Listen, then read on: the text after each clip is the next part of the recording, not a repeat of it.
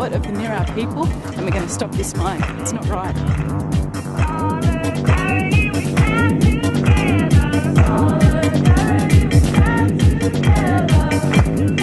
When party and protest culture joined forces in the mid-90s in Sydney, it seemed like anything was possible.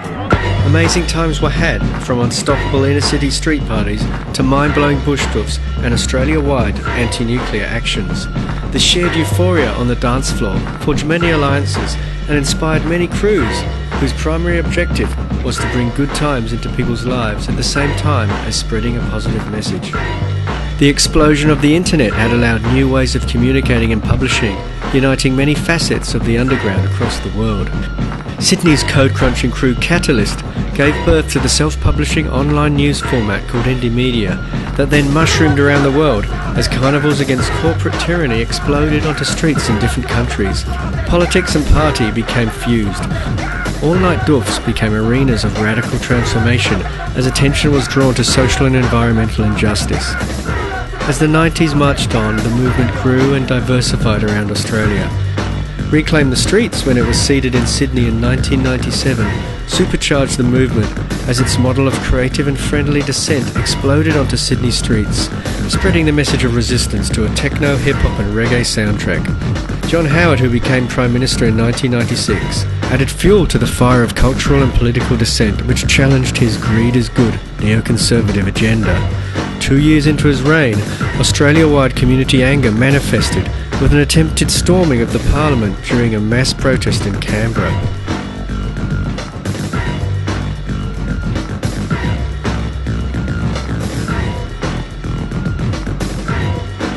The CFMEU basically printed up a whole bunch of T-shirts, and that was called, and they named it the Cavalcade to Canberra. So various organisations and community groups, you know, I can't remember who, you know, but all the unions got involved and stuff, and something like 75,000 people turned up in Canberra from all over Australia. You know, people were bloody angry about what was going on. If you look at the news footage from those times, Howard was saying that that whole assault on Canberra and Parliament House was un-Australian.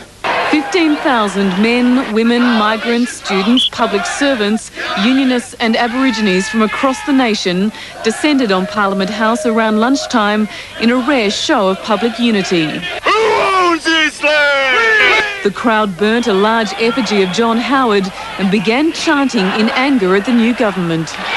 Got up on the emblem there over the Australian emblem that sits on top of the Parliament, and with a guy from Sydney Uni, an Aboriginal guy called Eddie, and he put up a Aboriginal flag and I put up a Eureka flag, and it ended up on the cover of the Financial Review of all things. Then the mob turned ugly, scaling the wall and ripping down the Australian flag to raise their own. About 3,000 protesters began throwing their weight against the front doors, demanding to be let in. A glass window was smashed at the entrance and the protesters crawled through one after another. Police, equipped with riot gear, came flooding into the Parliament's marble halls. And they've taken people inside. I don't know what they're doing to them. I don't know if they've arrested them, but they've dragged them off way down the back. The public servants inside are standing around applauding it.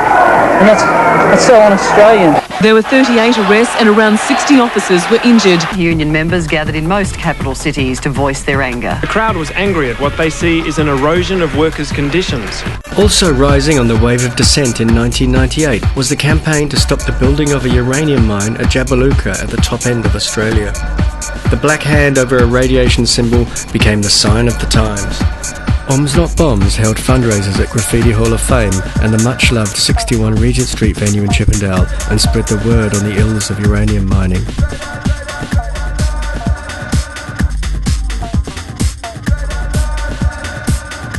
Bombs Not Bombs, Dig the Sounds Not Uranium Tour, 1998. Bombs Not Bombs has been going on since 95, protesting the French testing in the Pacific. Bombs Not Bombs itself was a journey from doof and dancing and meeting these different people who weren't stuck in the grind of 9 to 5, let's buy a house, and actually more interested in looking at Australia and its environment and trying to help it. The idea of going to Jabiluka to bring a bit of morale and moral support to the thousands of protesters who are up in Jabiluka, up in the top end of Australia. It was harsh conditions up there. People have been protesting for months and months in dirt, heat, fighting against the establishment, against this uranium mining, this uranium tailing dam.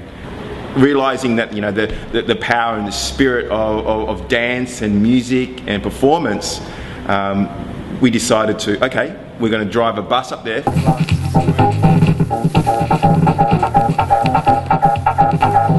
It's a reconciliation day. Reconciliation Day. Black and white to get together. As you can see from some banners up on the top here, we're on an anti-uranium message. We formed a group called Oms Not Bombs and we're going to Jabiluka to help out with a blockade and to raise awareness to stop the Jabiluka mine. My name's Diana Murray. Me and my grandson, here 5 generations stolen, and his grandfather, who was stolen at the age of 2, is a resident here on the block. We stay here and live here. We're under eviction, we're under dispersal and genocide. We're being demolished on top of. We've got the bus pink slip, so it's all ready to go to be registered. Once we sort of hitch up, get the awareness together, get the crew together, musicians, performers, talented people in general, to bring awareness to the monstrosity and the craziness of the uranium crisis.